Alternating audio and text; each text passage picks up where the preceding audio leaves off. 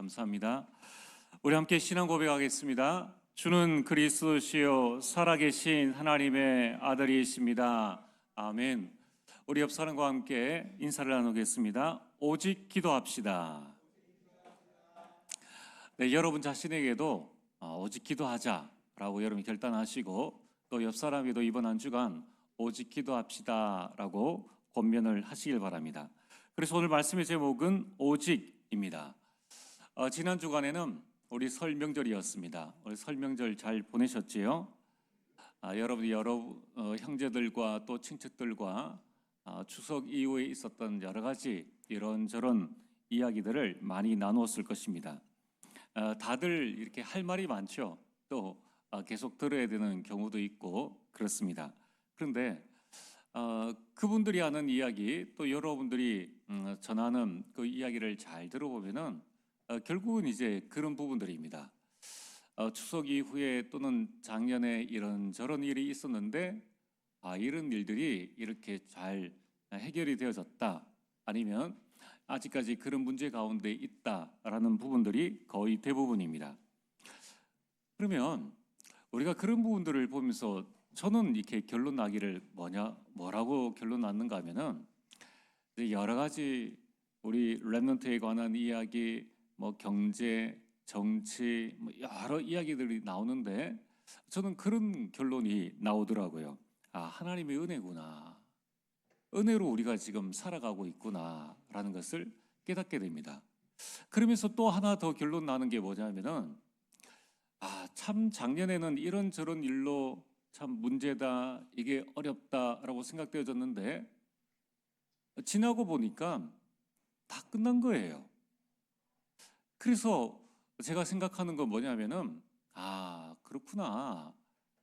그때는 문제였는데 지나고 보니까 어떤 문제는 나를 연단시키는 문제였고 어떤 문제는 가만히 놔둬도 해결되어지는 문제였었고 또 어떤 일들은 그냥 그 사람을 성장시키는 그런 일들이었다.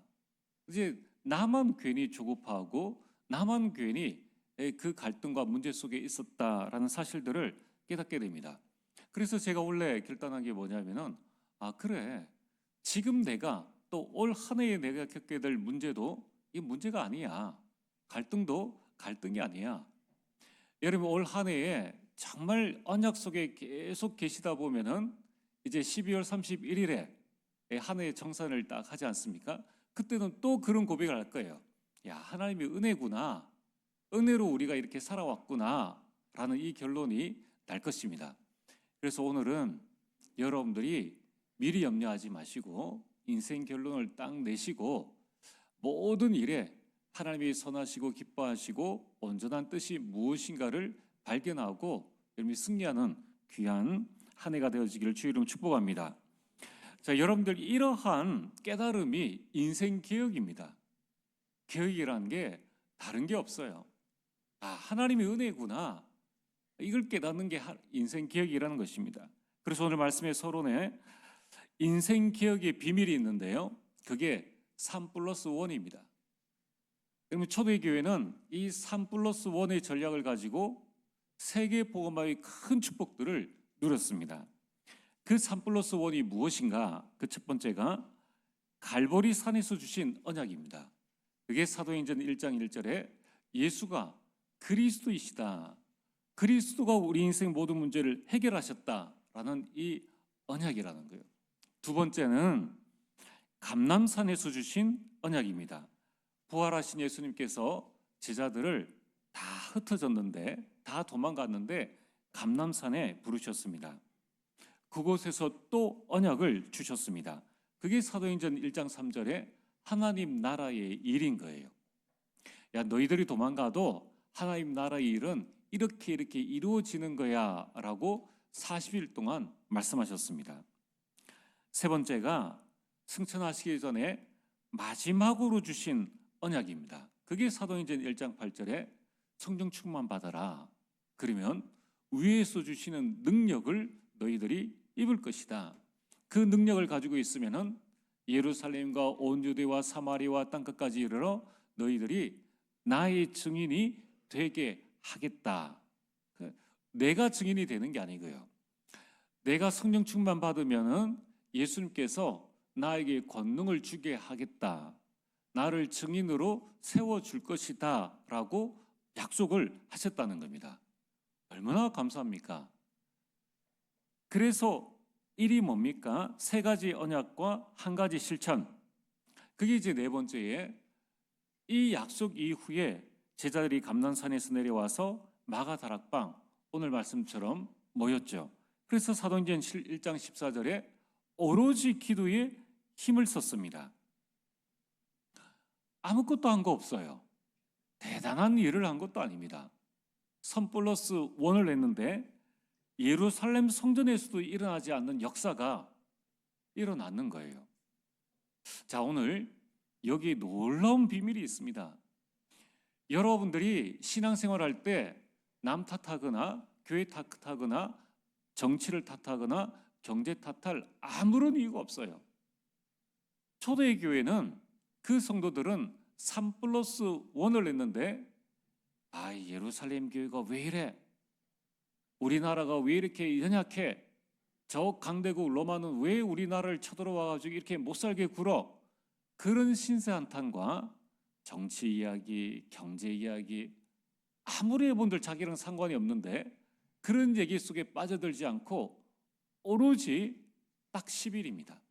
딱 10일 모든 것을 내려놓고 기도에 집중했는데 로마 제국에 일어나지 않았던 성령의 역사 그리고 예루살렘 교회에 일어나지 않았던 성령의 역사가 그들이 모인 곳에 일어났다는 거예요. 자, 이걸 조금 우리가 한번 적용해 볼까요? 교회에 일어나지 않는 성령의 역사, 하나님의 역사가 여러분 가정에 일어날 수 있다니까요. 그러니까 교회가 뭐 이렇다 저렇다 그렇게 말할 필요가 없어요. 국회에 일어나지 않는 성령의 역사가 여러분들이 산업 현장에 일어날 수 있다는 말입니다. 그렇다면은 오늘 우리는 본론을 통하여서 어떤 하나님의 응답을 붙잡아야 될 것인가? 이 참 중요한 부분들입니다. 그냥 우리가 사도행전에 그냥 그렇구나, 그렇겠지라고 아니라 여기 이 말씀을 잘 묵상하시면서 이 말씀을 계속 나와 우리 만남과 가정과 가문, 내 하는 업과 교회에 잘 적용시켜 보면은 이 한 말씀 가지고 사실은 평생의 응답을 받을 수 있어요. 우리가 남 탓할 이유가 뭐가 있습니까? 성령의 역사가 예루살렘 교회는 안 일어나도 마가다락방 교회에 일어났고 그 당시에 똑똑한 제사장 바리새인에도 안 일어났는데 그 어부에게 일어나는 거예요. 그래서 그들을 통하여서 세계복음화 되어진 것입니다. 그러면은 안 일어나는 것을 가지고 한탄할 것이 아니라 내게 그런 역사가 일어나도록 우리는 이제 방향을 잡으면 된다는 것입니다. 여러분, 초대의 교회는 이 세 단어와 기도라는 한 가지 실천을 통해서 세계를 뒤집어 버렸는 거예요. 오늘도 여러분이 이 실천을 하면 여러분 가정 가문을 뒤집을 수 있습니다. 여러분, 신앙생활은 아주 단순해요. 그런데 강한 능력을 가지고 있습니다. 주일에 나는 일부 예배밖에 드릴 수 없습니다. 예배를 1부, 2부, 오후, 새벽 다 드리는 게 중요한 게 아니에요. 그게 우리 신앙생활의 기준은 아닙니다. 그러나 예배의 축복을 알면은 그 예배를 드리면 드릴수록 더 큰 응답과 축복들을 받게 되죠. 그런데 아직까지 내 신앙이 난 주일 한 번 예배에 참석할 수밖에 없는 상황이다 라고 해도 아무 상관없습니다. 여러분이 오늘 말씀을 통하여서 초대의 교회가 붙잡은 언약처럼 나에게 주시는 레마의 말씀 딱 붙잡으시고 나에게 주시는 기도 제목을 개인과 만남과 가정과 업과 교회로 할 수 있는 대로 쭉 말씀을 일주일 동안에 묵상하시면서 계속 여러분들이 찾아보시는 거예요. 또 그 기도를 하시는 겁니다. 그러면서 전도와 실천에 대한 부분들을 여러분이 계속 마음에 딱 붙잡고 이걸 가지고 하루에 5분이나 10분이나 여름에 할 수 있는 대로 묵상 속에 들어가시는 거예요. 그러면은 이 작은 실천이 초대교회 같은 대역사가 일어난다는 거예요. 그래서 올 한 해에는 여러분이 3+1으로 인생개혁하시고 사도행전 30장에 참된 주역으로 서게 되기를 주의 이름으로 축복합니다. 오늘 본론 말씀 오직입니다. 이제 드디어 초대교회의 인생개혁의 시간표가 왔습니다. 한마디로 위기가 축복이 되어진 거예요. 자, 오늘 첫 번째 우리가 무엇을 붙잡아야 되는가? 오늘 12절 말씀에 보면은 제자들이라고 말씀하고 있습니다. 이름 이 제자들은 예수님께서 12제자를 부르셨습니다. 마가복음 3장 13절에서 15절에 예수님께서 제자를 부르셨는데 이 제자들의 선정 기준은 예수님이 원하신 자들을 부르신 거예요. 오늘 이 자리에 계신 여러분들은 어떤 분인지 아십니까? 예수님께서 원하셔서 여러분들 이 자리에 부르셨다는 거예요. 여러분들은 하나님의 절대 주권 가운데 있는 하나님의 자녀입니다. 이 사실을 실제로 여러분들이 나는 하나님의 절대 주권 가운데에 237 나라 가운데 대한민국에 태어나게 하셨다. 이 대한민국 가운데에 어찌어찌 하다가 대구에 살게 하셨다. 그런데 이 신앙생활을 이 트리니티 교회에서 하나님께서 하게 하셨다는 거예요. 왜 하게 하셨느냐? 하나님께서 여러분들을 향한 분명한 이유를 가지고 계신다는 거예요. 자, 그렇다면은 주님께서 원하셔서 나를 부르셨다면 나를 부르신 이유가 무엇인가? 12제자를 부르신 이유가 14절과 15절에 나와 있습니다. 자기와 함께 있게 하시고, 여러분들과 예수님이 여러분들과 함께 하시는 거예요.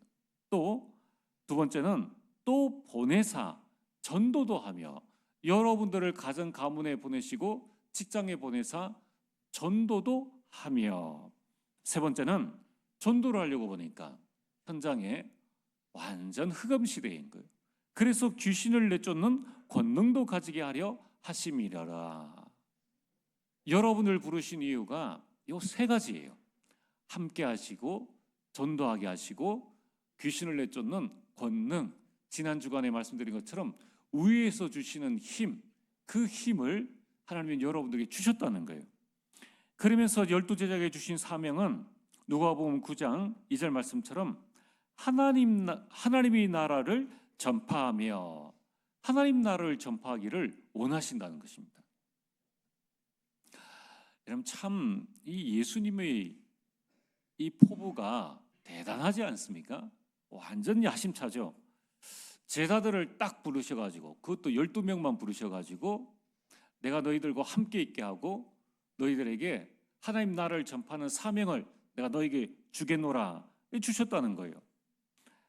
그러면 자, 우리 같으면은 그 일을 할 수 있을 만한 사람을 불러야 하지 않습니까? 그 사명을 완수할 수 있는 사람들을 부르는 게 상식입니다. 아니 뭐 서울대를 들어가는 것이, 들어가는 게 목적이 아니죠. 들어가고 난 다음에 교수들이 수업을 따라올 수 있어야 되죠.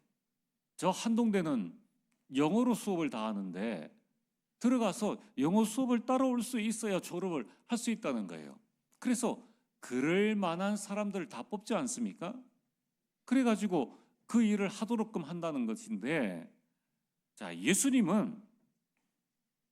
예수님께서 부르신 이 12제자는 과연 예수님의 의도에 맞는 사람인가? 전혀 그렇지 않다는 거예요. 여러분, 이 12제자의 특징이 몇 가지가 있는데, 여러분, 첫 번째로 이 12제자, 우리가 잘 알듯이 그들은 사회적 지위가 결코 높지 않습니다. 그래서 이 로마와 유대교의 핍박을 피해가지고 숨은 곳이 다락방이에요. 그들을 변호해 줄 사람도 없고 그들을 대변해 줄 사람도 전혀 없는 것이 지금 제자들입니다. 이미 그 가운데 수제자 베드로 어부입니다. 안드레 어부입니다. 요한 어부입니다. 예수님의 제자 중에 반이 어부예요. 그 당시의 어부는 아주 천한 직업입니다. 뭐 직업이라고 쳐주지도 않는 그런 상태의 사람들이라는 거예요. 게다가 두 번째 특징은 제자라고 하는데, 아니 예수님이 제자라고 하는데 그 가운데는 죄인 취급받는 사람도 있었다는 거예요. 누굽니까? 세리 마태입니다. 마태는 그 당시에 그 당시의 세리는 창녀와 똑같은 취급을 받았어요.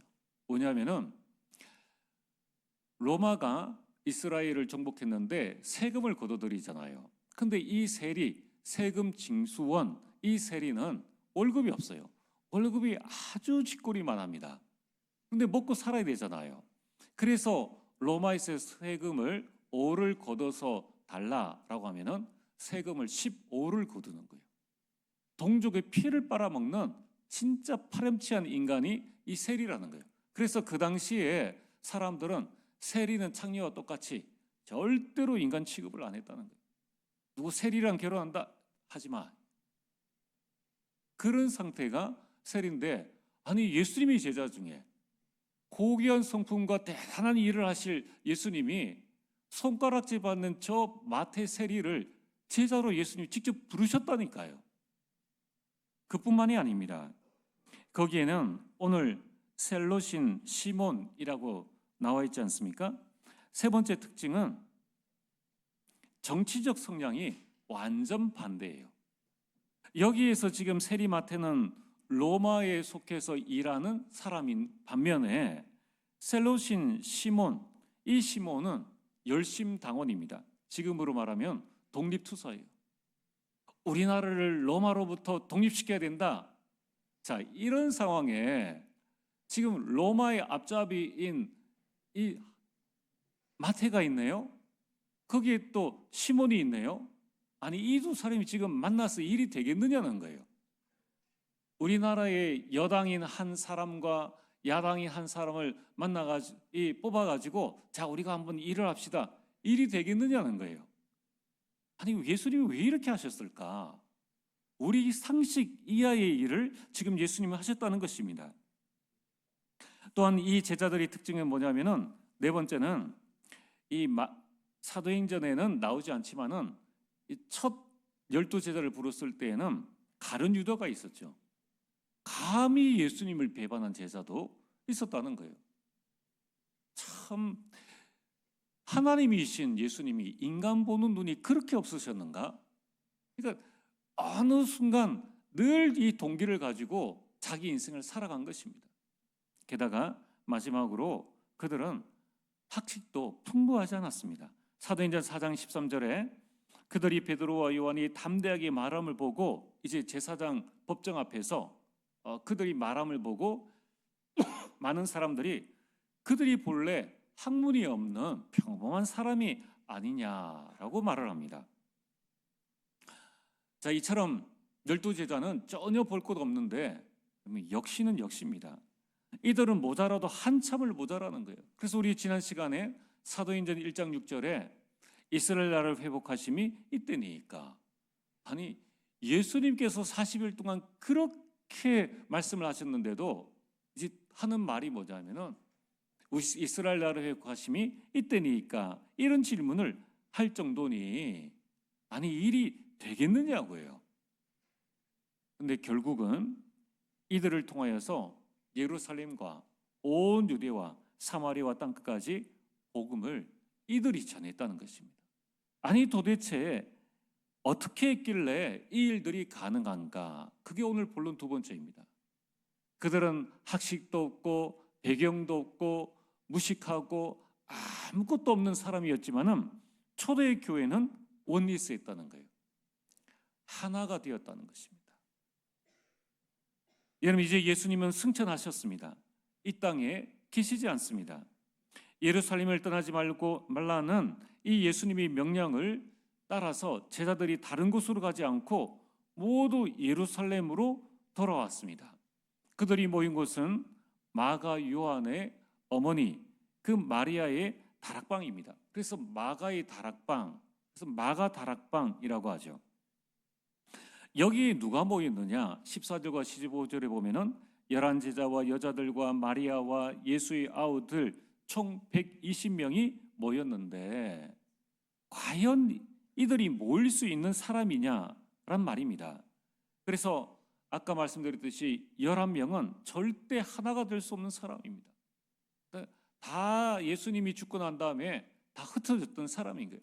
어느 누구 하나 모이자라고 말하는 사람이 없었어요. 그럼 두 번째로 이 여자들과 라고 하는데 이 당시는 남성 위주의 이 사회였습니다. 여자와 아이들은 이 수에 포함시키지도 않았습니다. 그리고 예수의 아우들이라고 나와 있는데 마가복음 3장 21절에는 이 예수님의 친족들, 이 친척들이 예수가 미쳤다라고 말을 했다는 거예요. 예수님을 하야 믿었습니다. 이랬던 11제자, 여자들, 그리고 예수의 아우들이 하나가 되었다는 거예요. 어느 만큼 하나가 되어졌느냐? 14절에 중요한 단어가 나오죠. 더불어는 뭡니까? 함께, 마음을 같이하여. 여러분, 제자들과 여자들이 더불어 마음을 같이 했다는 것입니다. 직업도 달랐고 신분과 배경이 달랐습니다. 심지어 살아가던 삶의 방식도 달랐던 이들이 원 메시지, 하나의 메시지를 딱 붙잡았다는 거예요. 초대교회 강단을 붙잡았다는 겁니다. 그리스도와 하나님 나라와 성령 충만. 그리고 다 달랐던 그들이 원 픽처, 한 가지 그림을 딱 가지고 있었다는 거예요. 그게 사도행전 1장 8절에 세계 복음화의 그림입니다. 그리고 그들은 원 마인드, 한 마음을 가지고 있었다는 것입니다. 사도행전 1장 14절에 나와 달라도 수용을 하고 초월하여서 한 마음을 품었다는 거예요. 이게 복음의 능력 아닙니까? 그러면서 그들은 원 웨이, 한 방향을 바라봤다는 거예요. 사도행전 5장 42절에 그들이 날마다 성전에 있든지 집에 있든지 예수는 그리스도라고 가르치기와 전도하기를 쉬지 아니하니라. 그치지 아니하니라. 여러분, 초대의 교회는 교회가 한 방향으로 나갔어요. 그리고 모든 성도들이 한 방향으로 나갔다는 겁니다. 그리고 가정도 한 방향으로 나갔다는 거예요. 초대의 교회가 대단한 일을 한 것도 아닙니다. 헌금을 했다, 그런 말도 없습니다. 많은 헌신과 봉사, 구제를 했다, 그런 말도 없습니다. 오로지 이들이 하나님께서 주신 한 가지 메시지, 초대의 교회의 강단을 붙잡고 한 가지 그림을 가지고 한 마음으로 한 방향으로 나갔을 뿐인데, 하나님께서는 거대한 예루살렘 교회가 아니라 작은 숨어있는 초대의 교회 다락방에 역사하신 것입니다. 여러분, 오늘 우리 교회가 이 일을 못할 일이 뭐가 있겠느냐는 거예요. 과연 우리는 나 중심으로 신앙생활을 하느냐, 정말 교회와 하나님 중심으로 신앙생활을 하느냐, 교회의 숫자가 어느 만큼 많아야 되느냐, 성도의 수가 어느 만큼 많아야 되느냐, 하나도 중요하지 않아요. 여러분, 오늘 우리 모든 성도님들은 정말 하나님이 주시는 말씀을 붙잡으시길 바랍니다. 정말 초대의 교회가 120명, 아무것도 아닌 그들이 오로지 원리스 있는데 하나님의 역사가 일어났다면, 오늘 우리가 정말 여러분의 인생을 기억하고 여러분 가정 가문 살리려면 뭘 해야 되겠습니까? 교회 안에서 내 것 다 내려놓고 이거 하나 맞추는 게 그렇게 어렵냐는 거예요. 뭐 그래 대단한 게 있다고. 여러분, 우리는 정말 하나님 앞에 서야 됩니다. 내 그림, 내 생각, 내 계획 조금만 내려놓고 단 우리가 예배드린 시간만이라도 함께 찬양하고 함께 기도하고 그 그림을 가지고 우리가 같은 방향으로 나갈 때에 우리 교회를 통하여서 하나님은 여러분 가정 가문 다 살릴 수 있다는 거예요. 도대체 어떻게 달라도 너무 다른 이들이 어떻게 해서 이 세계보험화를 이루었는가? 오늘 본론 세 번째로 그들은 원리스하면서 오직을 했다는 거예요. one pray입니다. 오직 하나만 했다는 것입니다. 오늘 14절에 오로지라고 하는 것은 오직이라는 말입니다. 힘썼다라는 말은 전심전력했다는 거예요. 오직 전심전력했는데 무엇에 전심전력했느냐? 초대교회는 오직 기도하는 일에만 전심전력했다는 것입니다. 여러분, 초대교회는 예수님께서 보내주시기로 약속하신 성령을 받기 위해서 오직 기도하는 일에만 전심전력하여 집중하였다는 것입니다. 또한 사도들은 개인 기도에 전심전력했습니다. 사도행전 3장 1절에 베드로와 요한이 제9시 기도 시간에, 10장 9절에 베드로가 기도하려고 지붕에 올라가며, 사도행전 16장 13절에 바울입니다. 우리가 기도할 곳이 있을까 하여 라고 말씀하고 있습니다. 여러분, 사도들은 이 개인 기도의 시간과 개인 기도의 장소를 찾기 위해서 전심전력했다는 것입니다. 이것이 사도들만 해당되는 말씀이 아닙니다. 여러분들은 한 주간 하루를 살아가면서 무엇에 오직하고 있습니까? 오직 불금만, 오직 월급날만, 오직 휴가만. 그러면 우리 인생은 하나님 주신 축복이, 여러분 이 땅에서 직장 가서 오직 그 하루 한순간 월급 받는 날만, 이 불금만, 그것만을 위해서 여러분들이 모진 고생 시키고 그 직장에 보내셨겠느냐는 거예요. 그거는 빙산의 일각의 일각도 안 되는 아주 작은 거라는 거예요. 여러분, 이 성도들은 또한 합심기도에 전심전력했다는 것입니다. 사도행전 1장 14절에 마가 다락방에서, 4장 12절에 한 마음으로, 12장 12절에 여러 사람이 기도하는 곳에서, 13장 3절에는 금식하며 기도하고, 21장 5절에는 바닷가에서 무릎을 꿇고 기도하며. 성도들은 다락방이든지 감옥에 갇혔든지 또 이 금식하면서 또는 바닷가에서 기도하기를 합심기도에 전심전력했다는 것입니다. 이러한 개인 기도와 합심기도가 초대교회를 이 땅에 이루어지게 하는 원동력이 되어졌다는 겁니다. 초대교회 부흥의 원동력이 바로 기도요, 초대교회가 사도행전 2장에 이어지는 강력한 파워와 초대교회의 강력한 힘의 원천이 바로 기도라는 것입니다. 그래서 우리 교회에 정말 기도 운동이 일어나게 되길, 여러분 개인에게 기도 운동이 일어나게 되길 주의 이름으로 축복합니다. 그래서 여러분, 우리 교회에 오시는 분들은 마음껏 기도하세요. 새벽 기도 이후에 조용히 기도하실 분들은 소예비실에서 기도하시고, 또 하나님 앞에 정말 내 마음을 내놓고 여러분 통성으로 기도하고 싶으신 분들은 새벽 기도 후에 본당에서 여러분 기도하시면 됩니다. 여러분 밖에 불을 켜시고 들어오시면은 기도하기 가장 좋은 장소가 되어집니다. 교회에서 기도의 종류를 제한하지 마라. 때로는 통성 기도할 수도 있고, 때로는 합심 기도할 수도 있고, 때로는 묵상 기도할 수 있는 거예요. 기도의 정답은 없습니다. 방법의 차이지 그걸 가지고 통일시키지 말라는 거예요. 오늘 여러분들이 정말로 마음껏 기도하는 마가복음 11장 17절에 내 집은 만민이 기도하는 집이라, 오늘 말씀의 결론입니다. 그렇다면 우리는 무엇을 할 것인가? 여러분 2025년도요 기도로 1년을 한번 살아보기, 한번 실천해 보시길 바랍니다.